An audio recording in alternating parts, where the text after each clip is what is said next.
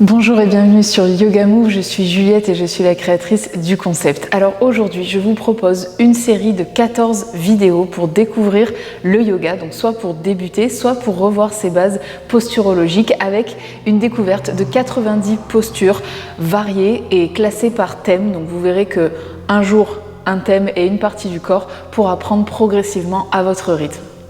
Je vous conseille de faire les vidéos dans l'ordre, bien entendu, mais également de refaire une deuxième fois les 14 jours pour vraiment préparer votre corps au yoga. Donc on va à la fois renforcer tous les muscles du corps et à la fois les assouplir. Au niveau du matériel, il est possible que pour certaines postures et pour certaines adaptations, vous ayez besoin de briques ou d'une sangle. Alors si vous n'en avez pas, ce n'est pas un souci. Les briques peuvent être remplacées par 2 gros livres, 2 gros dictionnaires et la sangle peut être remplacée par une ceinture de peignoir de bain par exemple. Ça fera très bien l'affaire. Bienvenue à ce premier jour du programme 14 jours pour débuter le Yoga Move. Alors aujourd'hui, on commence avec des postures axées sur le renforcement et sur l'étirement du dos. Le dos étant très important puisqu'il est relié à la colonne vertébrale. Notre colonne vertébrale doit être placée correctement. Donc on va voir comment se placer, ce qui peut servir du coup dans plusieurs postures qu'on retrouvera ensuite dans des niveaux un petit peu plus inter ou avancés. Et bien entendu, donc apprendre à éviter les risques de blessures, notamment les risques de hernie discale, soulager les blessures, soulager les tensions et les douleurs chroniques. À tout de suite. Alors on va commencer avec 3 postures de stretch. Donc on va commencer par la posture du lotus. Vous allez venir placer votre pied gauche devant ou bien poser par-dessus en fonction de vos ressentis au niveau des genoux. Donc il ne faut pas que vous ressentiez de tension à ce niveau-là. Si c'est le cas, n'hésitez pas à éloigner les pieds un petit peu plus loin que le bassin pour soulager du coup la pression au niveau des tendons rotuliens. Ensuite, une fois qu'on a trouvé donc son option et qu'on se sent confort, on vient reculer les os des fesses, donc les os ischions dans le tapis pour légèrement sentir que ça creuse et que ça garde la courbure naturelle au niveau du bas du dos, donc au niveau lombaire. Le nombril avance tranquillement. On vient rentrer un tout petit peu la poitrine pour sentir que ça ouvre l'espace entre les 2 omoplates. Les épaules sont loin des oreilles. On essaye d'allonger la nuque un maximum et on a le menton qui est légèrement pivoté vers le bas sans écraser la gorge, juste pour sentir que ça allonge au maximum au niveau de la nuque. Ici, on va venir placer les 2 bras au niveau des tempes, les 2 mains jointes l'une contre l'autre, les mains légèrement plus à l'avant du front qu'à l'arrière et les 2 bras bien tendus. Faites attention à ne pas monter les épaules dans les oreilles. Une fois qu'on est bien placé donc au niveau des 3 courbures de sa colonne vertébrale, on inspire, on va chercher à agrandir la colonne. Et expire, on va chercher à avancer le nombril vers les pieds sans relâcher le dos. Donc l'idée, c'est vraiment de garder une ligne droite qui part du bassin jusqu'au bout des doigts. Inspire, agrandis la colonne. Expire, on avance encore un petit peu plus le nombril et surtout on reste connecté à ses ressentis. Faites attention à ne pas travailler dans la douleur. Inspire, on agrandit, on imagine qu'on nous tire par la queue de cheval vers le plafond.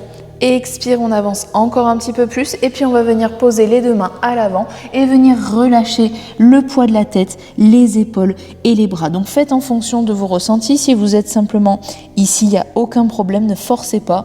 Et ensuite, voyez si votre corps vous permet de descendre un petit peu plus à chaque expiration. On inspire profondément.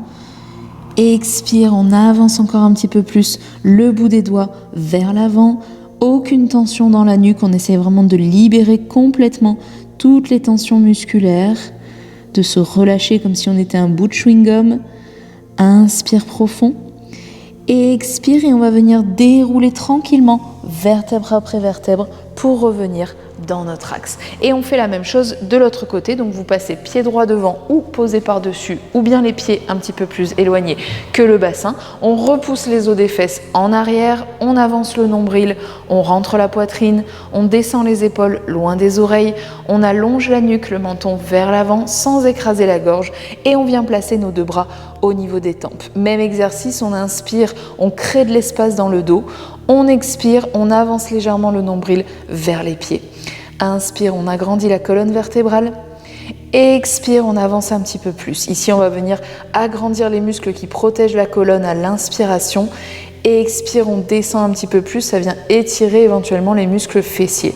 Et on relâche les deux mains à l'avant, on laisse tomber lourdement le poids de la tête vers le sol sans décoller les fesses à l'arrière. Inspire profond. Et expire, on voit si ça peut avancer un petit peu plus sans forcer et sans augmenter la sensation de douleur. Restez bien connecté à vos ressentis. Le but est de trouver un certain confort dans chaque posture pour ne pas travailler dans la crispation et la douleur. Inspire profond et sur l'expiration, on vient dérouler vertèbre après vertèbre pour revenir dans l'axe. Ici, on va venir se placer en pince assise. Donc vous allez venir vous allonger vous asseoir dans l'allongement de votre tapis, les deux jambes tendues pour commencer.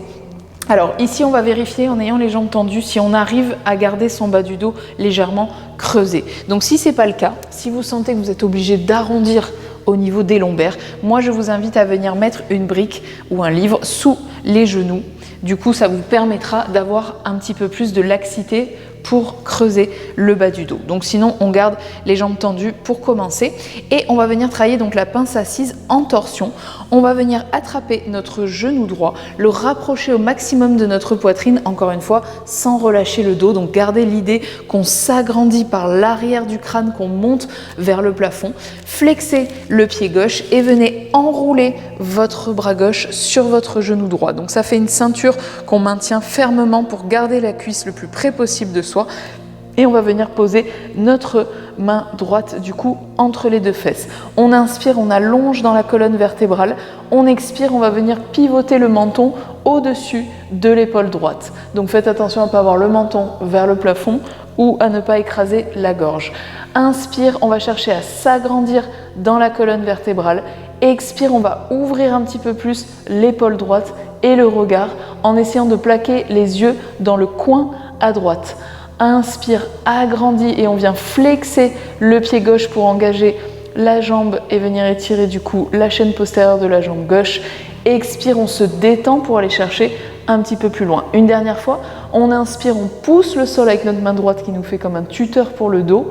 Expire, on ouvre, on va chercher le plus loin possible et on ramène tranquillement dans notre axe pour faire la même chose de l'autre côté. Donc si vous aviez la brique, vous gardez la brique du coup sous la jambe droite pour maintenir votre bas du dos légèrement creusé. Hop. Donc on rapproche notre genou gauche de soi, on vient enlacer avec le bras droit, main gauche entre les deux fesses et le bras tendu qui nous aide à agrandir la colonne, flexez le pied droit, agrandissez sur l'inspiration, expire, on va chercher le menton au-dessus de l'épaule et l'épaule est toujours loin de l'oreille au maximum. Inspire, on imagine un fil imaginaire qui nous tire vers le plafond. Expire, on garde la main droite bien fermement sur le genou pour aller chercher plus loin dans l'ouverture, donc dans la torsion ici. Inspire, agrandit le dos. Expire, on se détend pour aller chercher un petit peu plus loin. On détend le haut du corps, mais on garde notre axe au maximum. Inspirez profondément et sur une expiration, on revient dans l'axe. Donc là, ce qui est intéressant dans cette posture, c'est qu'on va venir essorer tous les muscles qui sont autour de la colonne vertébrale. Donc ça fait vraiment comme un espèce d'essorage, de massage qui élimine du coup toutes les toxines. Donc, on va ensuite placer pour la troisième posture, la posture de repos. Ici, je vais venir plier mes deux genoux et je vais placer mes pieds sur les bords externes du coup du tapis. On pousse les fesses toujours en arrière, on essaye d'avancer le nombril. Et puis tranquillement, d'abord on met de l'air et on met de l'espace dans la colonne vertébrale et on va venir relâcher tranquillement la tête entre les deux genoux. Ici, donc, on va venir étirer tous les muscles au niveau du dos et on va placer les deux mains entrecroiser, donc entrelacer les doigts, placer les mains entre le crâne et la nuque et on vient relâcher simplement. Donc on ne met pas de pression avec nos deux mains, on laisse faire le poids, la pesanteur, un petit peu de patience, on en profite pour se recentrer sur soi, pour respirer profondément. Inspirez, à chaque expiration, vous voyez que le poids de la tête descend naturellement vers le sol. Le menton du coup peut se rapprocher de la poitrine et vous sentez certainement un étirement au niveau de la nuque, au niveau du milieu du dos ou même jusqu'en bas du dos selon vos courbatures, votre morphologie et votre état du jour. Inspire profondément et sur une expiration, on vient dérouler tranquillement vertèbre après vertèbre pour revenir dans l'axe. Ici, donc, on va venir maintenant placer les postures un petit peu plus basées sur le renfort du dos. Donc, on vient placer, on vient se placer du coup en héros, donc les fesses sur les talons. Si cette posture n'est pas agréable pour vos genoux, n'hésitez pas à asseoir vos fesses par terre et à vous replacer en posture de repos avec les deux genoux pliés. Donc on va travailler la posture du héros actif pour venir gainer du coup tous les muscles qui sont entre le crâne et le bassin. On vient placer les deux bras au niveau des tempes, vous avancez le nombril, vous rentrez légèrement la poitrine pour ouvrir l'espace entre les deux omoplates, descendez les épaules loin des oreilles, le menton est pivoté vers l'avant du tapis et on allonge dans la nuque sans écraser la gorge. Les bras sont connectés aux tempes, donc les mains sont légèrement plus vers l'avant que vers l'arrière. Quand on les envoie en arrière, on vient pincer la courbure au niveau des dorsales. Donc nous, c'est pas ce qu'on cherche du tout. Ok, on va travailler du coup une petite arche. Donc on va venir agrandir dans le dos à l'inspiration.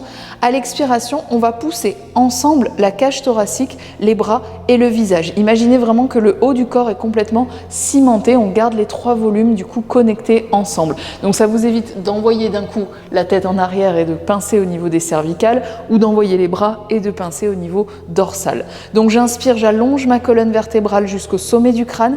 Expire, je pousse la cage thoracique vers le plafond et j'emporte le tout ensemble. Encore une fois, j'inspire, je crée de l'espace dans le dos, entre le crâne et le bassin. Expire, je vais chercher encore un petit peu plus loin en vérifiant que je ne suis pas en train de souffrir à un quelconque endroit de mon dos. Inspire profondément et sur une expiration, je peux venir relâcher tranquillement et je vais venir m'allonger à plat ventre pour tester la posture de la sauterelle. Donc là aussi, le but c'est de gainer du coup tous les muscles au niveau lombaire, dorsal et cervical pour préserver notre dos et éventuellement soulager les douleurs chroniques. Donc je pose mon front sur le sol, je connecte dès maintenant mes bras au niveau des tempes.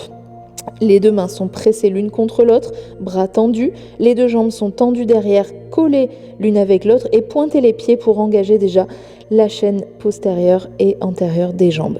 On inspire profondément, sur une expiration, je vais venir essayer de soulever mes bras, mes épaules et mon crâne en gardant les trois connectés ensemble. Si ici je me sens à l'aise, je peux venir aussi décoller les genoux et les pieds, donc faites attention à ne pas décoller que vos pieds, sinon ça n'a pas d'intérêt musculaire.